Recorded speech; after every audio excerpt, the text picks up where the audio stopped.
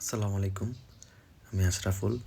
আজকে চলে এসেছি আমরা বুসান ইয়কে, যেটাকে বুসান স্টেশন বলে, কোরিয়ান ভাষায় ইয়ক বলে এটাকে। আজকে বুসান স্টেশনে আসার উদ্দেশ্য হচ্ছে আমরা বুসানে সমুদ্র সৈকত দেখতে এসেছি। তো আমরা এখন স্টেশন থেকে এক্সিট করতেছি। বাইরে গিয়ে আমরা ট্যাক্সি ধরবো। এখানে ট্যাক্সি চড়ার নিয়মগুলো হচ্ছে সিরিয়াল বাই সিরিয়াল। এই যে এখানে যে বাসটি দেখতে পাচ্ছেন, যারা বুসানে ঘুরতে আসে তারা এটির প্যাকেজ নেয়। এই বাসটি আপনাকে পুরা বুসান ঘুরে দেখাবে। আমাদের ট্যাক্সির সিরিয়াল এসে পড়েছে, আমরা এখন ট্যাক্সিতে চড়ে বসেছি। আমরা 4 জন এসেছি। আমরা ইয়ংইন থেকে সুয়ন হয়ে এসেছি এখানে। আমরা আজকে যাব যে বৃষ্টিতে, সেটি হচ্ছে হিয়নদে বিচ। তো হিয়নদে বিচে যাওয়ার জন্য আমরা এখন ট্যাক্সি চড়তেছি। পথির মধ্যে রাস্তার দুপাশে অনেক উঁচু নিচু অনেক বড় বড় বিল্ডিং দেখতে পাচ্ছি, যেগুলো একদম ছবির মতন দাঁড়িয়ে আছে, কোনো নাড়াছাড়া নাই। তবে বুসান একটি পরিকল্পিত শহর, পরিকল্পিত নগরী। প্রত্যেকটি স্থাপনা এবং প্রত্যেকটি জায়গা তাদের পরিকল্পিতভাবে গুছানো রয়েছে। এই জন্য এটি একদম ছবির মতন দেখতে খুব সুন্দর দেখায়। এখানে যানজটটা তেমন নাই বললেই চলে। সবাই ট্রাফিক সিগন্যাল মানার কারণে জামটা একটু কম হচ্ছে। এই যে ব্রিজটা দেখতে পাচ্ছেন, এটা হচ্ছে কোরিয়ার বিখ্যাত একটি ব্রিজ, বুসানের। এই ব্রিজটি দেখার জন্য অনেক পর্যটক আসেন। এটাকে অনেকে এটা ড্রোন শট নিয়ে থাকে, বা নিচে যে নদী রয়েছে ওই নদী থেকে এটা শট নেয়। তো আমরা ট্যাক্সি থেকে যতটুকু সম্ভব নিজের চোখে দেখেছি আর ভিডিওটা করার চেষ্টা করলাম। বুসানে অনেক নদী রয়েছে। বুসানের 3 পাশেই সমুদ্র রয়েছে। এই যে উঁচু নিচু অনেক বড় বড় বিল্ডিংগুলো, এগুলো সব হচ্ছে হোটেল মোটেল।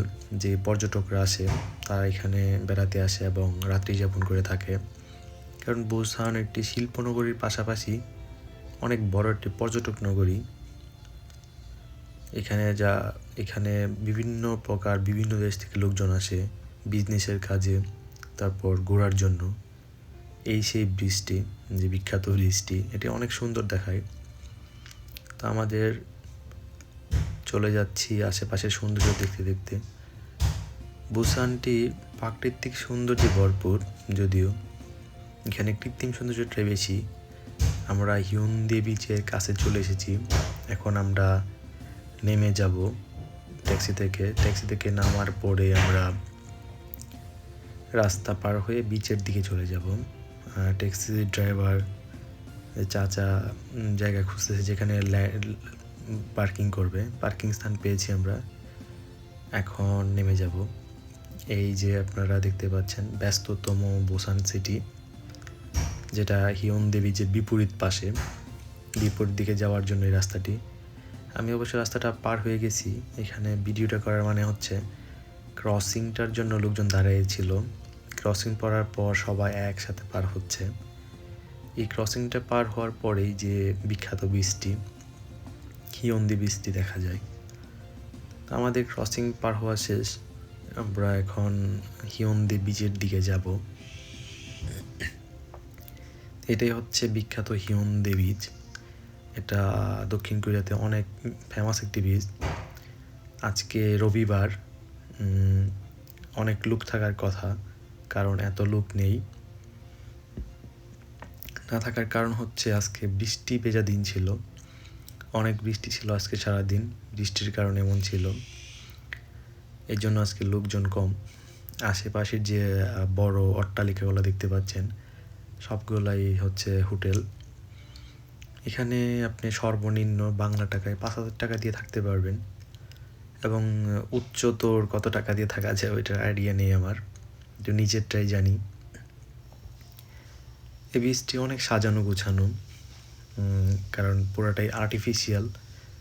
এখানে যে বীচের যে বীজগুলো রয়েছে, যদিও আমাদের বাংলাদেশের মতো অনেক বড় নয়, তবে এগুলো অনেক সাজানো গোছানো এবং অনেক ক্যাকুথান। মানে পরিষ্কার যেটাকে বলে, কোরিয়ান ভাষায় ক্যাকুত বলে এটাকে, অনেক পরিষ্কার। এই বিচে রাতের দৃশ্য এটা, যদিও দিনের দৃশ্যটা অন্যরকম।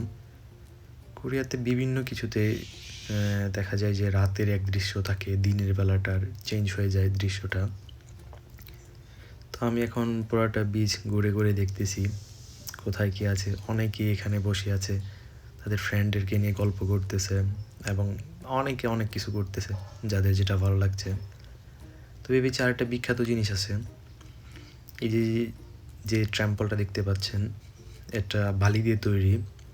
এটা হিউনদে বিচের একটি গুরুত্বপূর্ণ স্থান। এখানে অনেক দর্শনার্থীরা এই টেম্পলটি দেখতে আসে। এটা পুরাটাই চীনা বালু দিয়ে তৈরি করা। ওয়ার্ল্ডের যে বিখ্যাত কারুশিল্পী আছে, কারুকার্য শিল্পীরা আছে, ওদের সমন্বয়ে এটি করেছিল, এই জন্য এটা অনেক বিখ্যাত। এখানে যে টেম্পলগুলো দেখা যায়, একটা হচ্ছে এটা কোরিয়ার বিখ্যাত একটা সিম্বল, এটা বিভিন্ন জায়গাতে দেখা যায়। এটা বিভিন্ন স্থাপনাতে, বড় বড় স্থাপনার সামনে এটা দেওয়া হয়ে থাকে। তাছাড়া জেজুদুর একটা প্রতীক এটা। তারপরে ফ্রান্সের যে আইফেল টাওয়ারটা দেখা যায়, এরকম অনেক কিছু আছে। আমরা এখন চলে যাব হিয়ন্দে বিচের বিপরীত পাশে।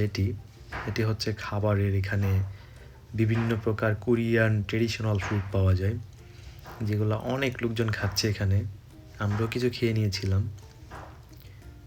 এখানে যে গলিটি রয়েছে এটা অনেক লং গলিটা, মোটামুটি অনেক দূর আমি গিয়েছিলাম। তবে যত দূরই যাচ্ছিলাম মনে হচ্ছে এখান থেকে শুরু হচ্ছে, সামনে গেলে হয়তো বা মূল গলিটা পাবো, এরকম মনে হচ্ছিল। এখানে প্রচুর বিদেশি পর্যটক এবং কোরিয়ান পর্যটক রয়েছে। তারা এই গলিতে বিভিন্ন প্রকার খাবার খায়। তবে এই গলির খাবারগুলো রিজনেবল প্রাইজের ভিতর, আপনিও চাইলে খেতে